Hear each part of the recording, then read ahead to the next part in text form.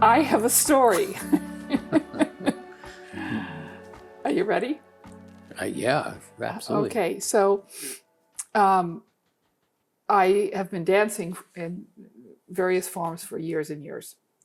And a few weeks ago, the room that I dance in 3 days a week, it is a multi-purpose room. So the neighborhood was going to put on a play. So they decorated the stage and they made a lot of changes. And they'd taken chairs and they put the chairs out on the edges of the dance floor. And I always dance in a certain spot. Yeah. So I'm used to seeing the teacher from this angle. I know how to move. I have this amount of space. You have your point of reference. I have my point of reference. Mm-hmm. And so one day, a few weeks ago, all these chairs are like in the way. How dare they? And I had to move across the room. There was no room for me to dance where I would. So I had to completely change my point of reference, my reference point. And I could not dance. I was tripping over myself, the same songs that I've danced to before, couldn't do it. I was being clumsy. I was just like, it was not fun. It was not fun. And there was one other woman who had to move across the room too, and she was stumbling all over herself. Was that the day you came home crying? No. Oh, yeah, okay. No. And so it was a struggle the whole time. That was on a Monday. Then on Wednesday, the chairs are still in the way. Oh, wow. And I had to move across the room again. A new position? A different position. Wow, 2 in a row. 2 in a row. Actually, the second day on Wednesday, it was in the back of the room rather than on the other side. But this time I decided I was going to use the Mastering Alchemy tools. And so I got there a little bit early, and there were the chairs. And so I went to the back of the room and not talking to anybody, I'm just doing my stretches. And I decided to create, using the rows, my own bubble.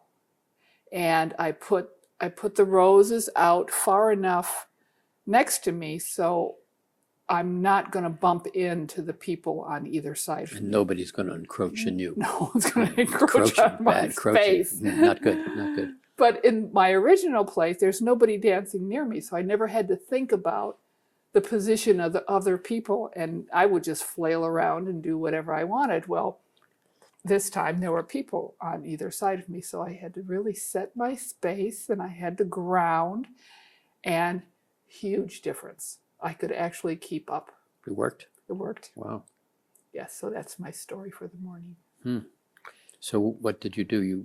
You stepped back and then took a breath and then reset yourself and then waited to kind of step back into the rhythm of your rhythm. Yes, I paused, and whereas the first day I just pushed myself forward rather than pausing and reevaluating. This time I paused, I observed, I set my space, and I was fine.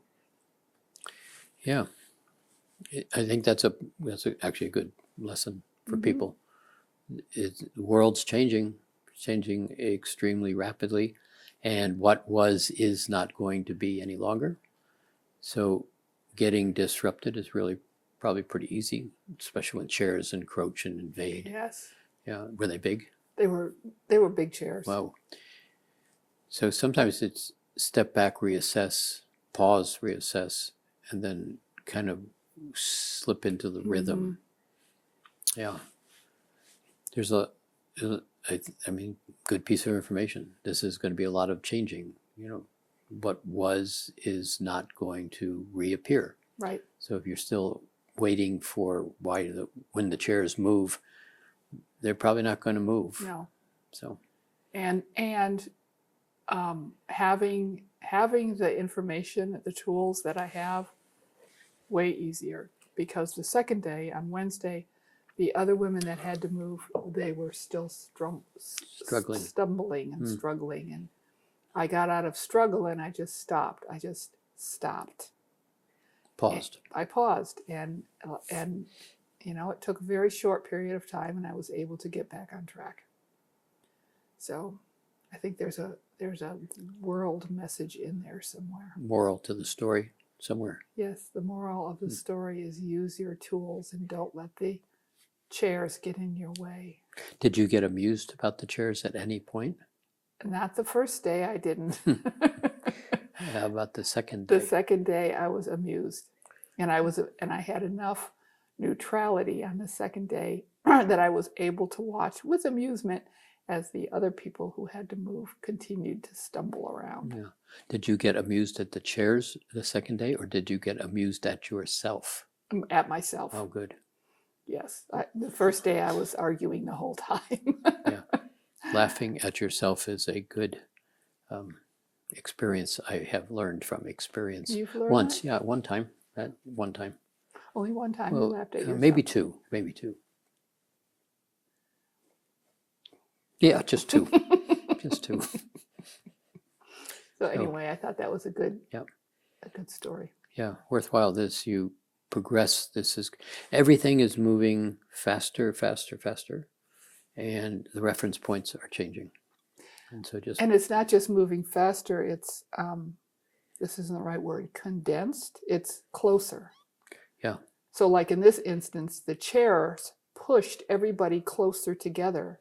We didn't have as much space to move around, and so things are happening in the world the same way. Yeah, so time's being compressed on one hand, and it's slowing down on the other, both happening simultaneously. But the compression, if you're off balance and arguing with the chairs, is going to be, there'll be all of a sudden 5 more chairs in front of you. And so then it's like, who's ganging up on me? And the world will go, here, have a couple more chairs. There's no pause between the crisis if you stay in the crisis kind of thing, or crisis too big a word. Well, if you stay in the problem and argue with the problem's going to continue to be there, and it's going to get bigger and bigger and bigger until pretty soon there's no room for you to dance. Correct, much more articulately spoken.